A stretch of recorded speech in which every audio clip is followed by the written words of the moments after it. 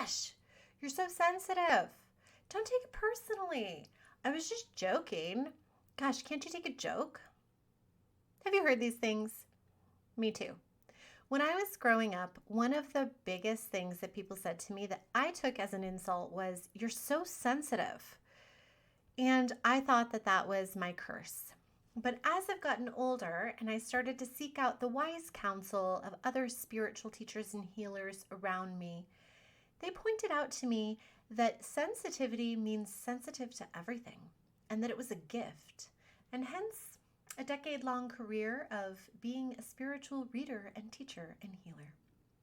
So if you are highly sensitive, intuitive, empathic, if you resonate with these labels, though we don't want to overly label things, but if you can relate, so can I. I consider myself an empathic, intuitive, highly sensitive person. I don't like loud noises, bright lights, strong smells. I'm sensitive spiritually. I take in a lot of energy. I absorb a lot of energy in certain situations and places. And so I need to be mindful of my energy.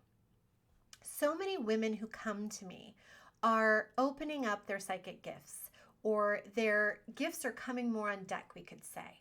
And what happens energetically is that our crown is opening and information, guidance is filtering into our conscious mind, coming down into our heart, to our bodies. But if we are busy with our to-do list, we're not really paying attention, we don't realize what's happening.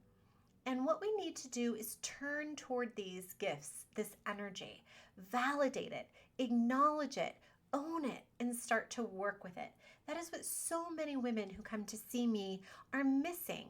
They're getting hunches, they're having intuition, psychic phenomena, different things happen, but they're not really validating it, honoring it, reading about it, studying it, working with it. So if you are not working with your spiritual boundaries and energy, if you are not familiar with grounding, running energies, setting your auric space, tuning into your chakras, or filling in with gold suns, then down below in the description, I have a freebie for you. It's my Women's Intuition Toolbox, and it takes you through what I call how to heal yourself the psychic way in 4 simple steps. It's one of the most powerful tools I've ever learned, hands down. I've been doing this work for over a decade now, pretty much every single day. And it's made some of the biggest difference in my energy, how I feel in my body, and really differentiating between what's me, what's mine, how do I feel, and where does someone else begin? If you are not cleaning your space and setting your auric boundary, then what might be happening for you is what I liken to the scene in The Wizard of Oz, where the Wicked Witch is on the bicycle and she's in the tornado and everything is spinning all around her and it's just like chaos, right? If we are sensitive, intuitive, empathic, open spiritual beings, and we're not setting our energetic boundaries, and we're going out around people, we're going to absorb all the thoughts, feelings, energies, impressions from everyone and everything that comes into our bubble. But if we start to work with our energy, if we clear out what is not ours, what's foreign, what's ready to go, if we anchor in the energies we want, if we start to set our auric boundaries, we are going to feel good again, because you cannot heal what is not yours. So if you're feeling like bogged down, kind of yucky, like, oh, I don't feel good and I don't know why, maybe it's not yours and it doesn't belong to you and you're picking it up.